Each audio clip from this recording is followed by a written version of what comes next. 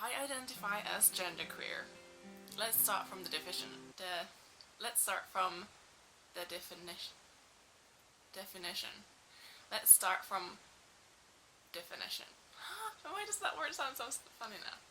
Definition. Definite.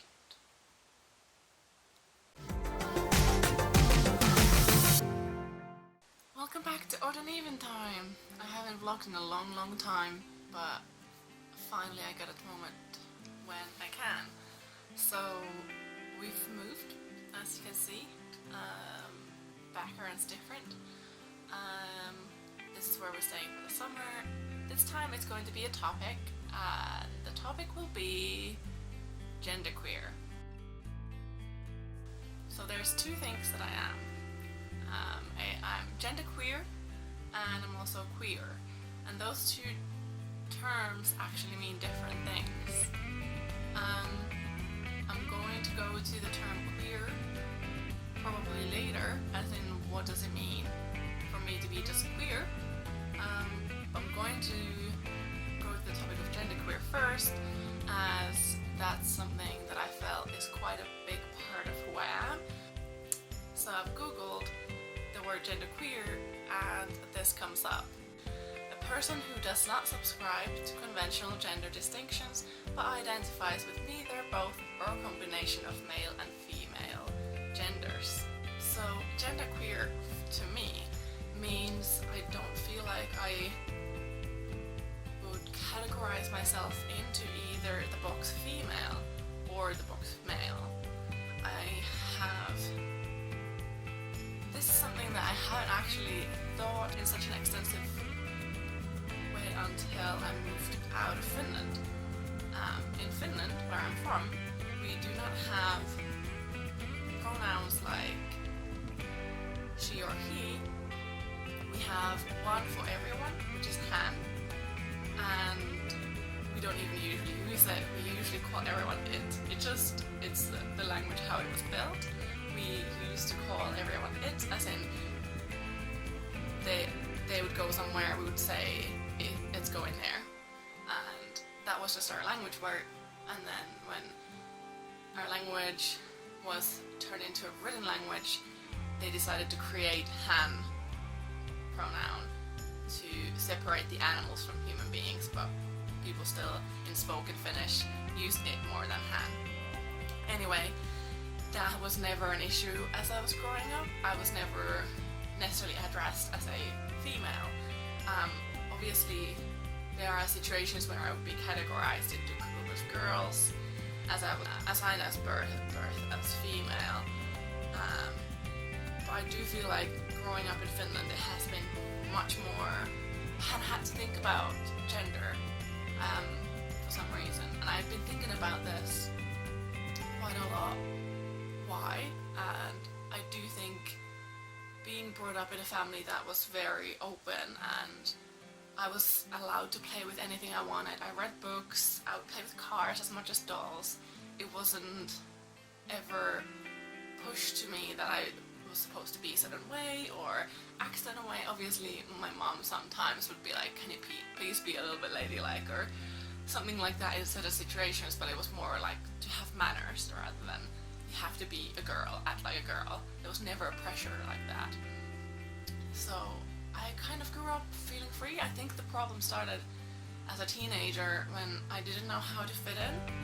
I didn't know how to express myself, but I still had the freedom to be who I was. And I do think, again, this is in the society, women are quite equal and women can be seen quite strong in the Finnish society. My mom was a strong person on her own, which created an image that she was just a person. It wasn't because she was a woman, it was because she was a person who was strong. And yeah, I grew up in a place where it was quite free to be myself, where I was free to be myself. And as a teenager, I think I was sort of struggling a bit more with my identity, which ended up I would keep it to myself, but I would be questioning who I am and what am I supposed to do and how am I supposed to present myself. Especially because I also had the side where I guess the was that he was supposed to be straight as well, so that I would always be asking about interest in boys, which I also had interest in girls since I was in kindergarten. So I think that was kind of tied up into that questioning phase, that I was more worried about that than I was about my gender. I moved to the UK, had to fill all these forms, tick the gender boxes, and I would keep ticking female as that was what I was assigned at birth, and it just, I had never questioned it, I guess. I didn't have to, because I could be myself.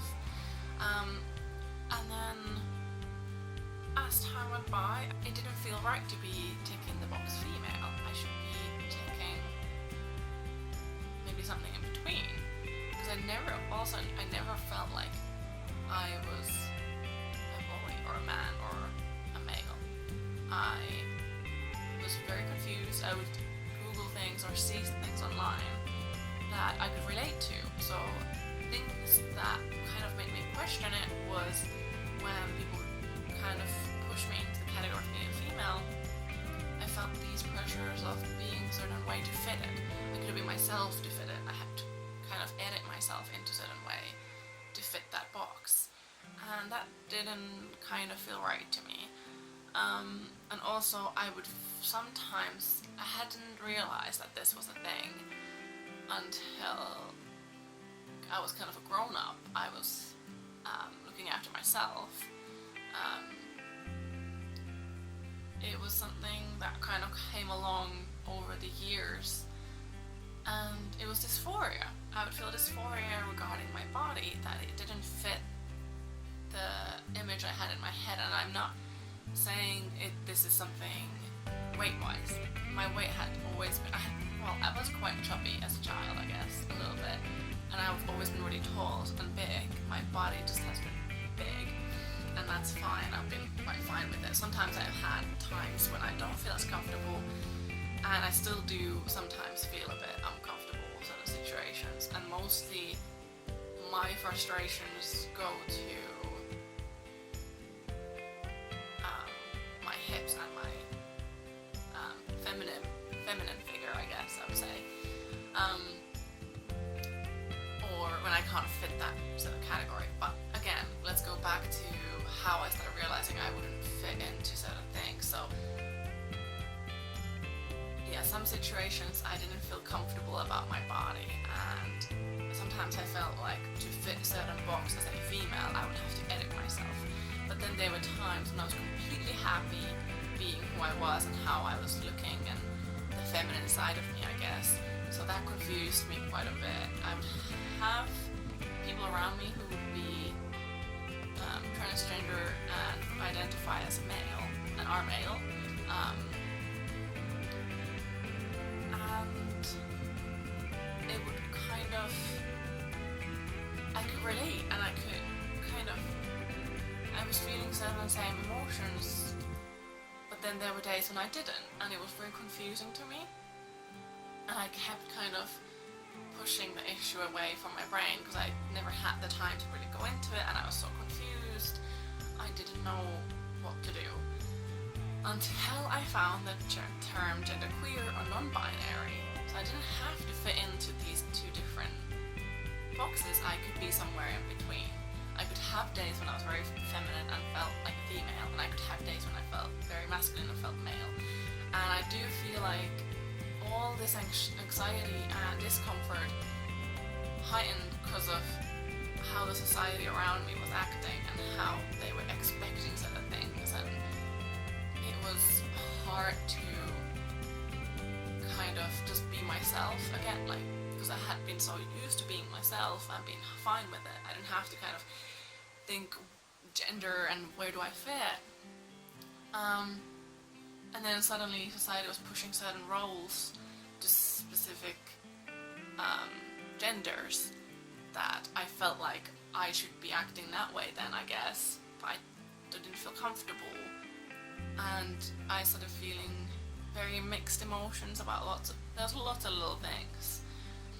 And yeah, only when I found the term genderqueer did I feel more comfortable. I have days when I feel like very feminine and very represent myself very feminine, and I wanna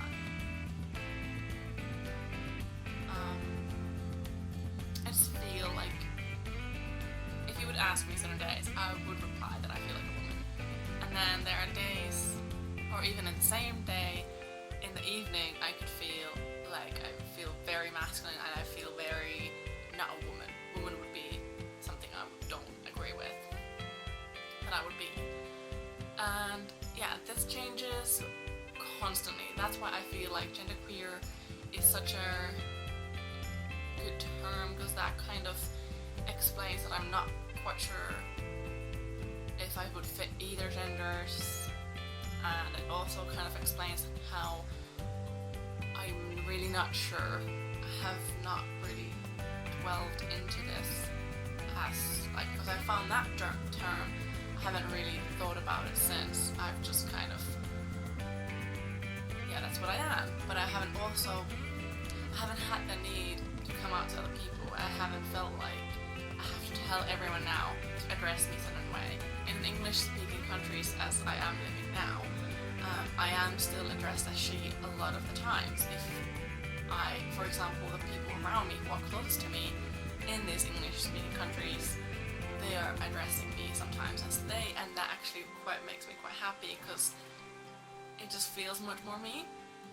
But also, if somebody does address me as a she, I just kind of don't care I don't really care. I just let it go, because I don't really need to go into detail how it's okay to call me a she one day and not the next day, because again, I'm totally fine with that term sometimes, that pronoun, but then sometimes I'm not, and it can be confusing for others, so I just kind of have learned to let go and just be whatever, and then other people can deal with it, kind of thing. I just don't care if I'm called a she or he or they. I'd rather have they, obviously, but it doesn't matter. For people in Finland, I have not, mostly the people that I have in Finland is my family, and I have a few friends that are Finnish as well, and I don't feel the need to come out to them, because they already just address me as by my name or by it or Hannah or whatever. It doesn't really matter. It doesn't change the way they see me, I think. It just, because I'm still me. I've never changed into anything else, I guess. I'm just me. I've always been me. I'm still me. It's just something that I feel comfortable now, because I found that term, I feel comfortable being me. And because of that term, I can find others who feel the same, and I can relate to them, and they can relate to me. So I guess that's why I haven't really come out to people. I guess now I am. If people are watching this video and you are a person who is in my personal life, or if you're online and you're talking to me, I would prefer they, because I would, in an ideal world, I would love everyone to call everyone they, because it just makes it easier, then people are not assuming who you are and what pronouns you prefer. But obviously we're not in an ideal world, so I'm fine with any pronouns really, so don't worry about that part. And also, if you have questions and you're in my personal life, I can discuss this. Obviously, days when I have a lot of dysphoria, it could be hard for me to talk about, and I might say, is it okay to talk about it later at some other point in time? But usually it's quite okay to talk to me about it, as well as online. If you have any questions, you can always put them in the comments here, in any other of my social medias, in Instagram, Twitter, Tumblr, or in my blog. You can always put questions, and if you want more information, there's going to be more information in the blog as well. I'm going to write a bit more about all this in there.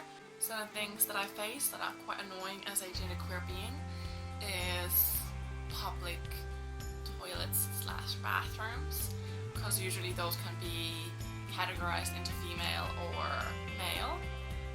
I'm still using, in those situations where there's only two options, I go to the female one as I feel more comfortable there. It's a much safer space for me, personally. But I would always rather use a bathroom that would be for everyone, if that's an option. Things that still kind of frustrates me is sometimes is, well, not as much, but is quite annoying sometimes if other people make remarks about it, is how stores are full of products that are aimed at women and aimed for men, and they are products that could be for both. I buy my clothes from men's and women's. I buy pretty much every product I have from both men's and women's. It's not like it won't go on me for some reason, because I was born as with a feminine body. Obviously I'm still going to be able to use men's t-shirts like this, and I might, another thing, and makeup is obviously usually marketed to women. I'm wearing makeup that I bought from women's makeup section, I guess. There's not really men's makeup section, so I'm not quite sure. And some days I think what people sometimes, what I get frustrated with is, if I present myself in a feminine way, I guess, like you could say this is, I'm wearing makeup, I have my hair up, whatever, I might be wearing a bra, and people might be saying, how are you genderqueer if you're feminine, if you're like showing as a feminine traits or whatever feminine thing. These shouldn't be feminine things, they should be for both genders. Or what if they are feminine things? Men can be feminine, it's fine, it's not like they can't.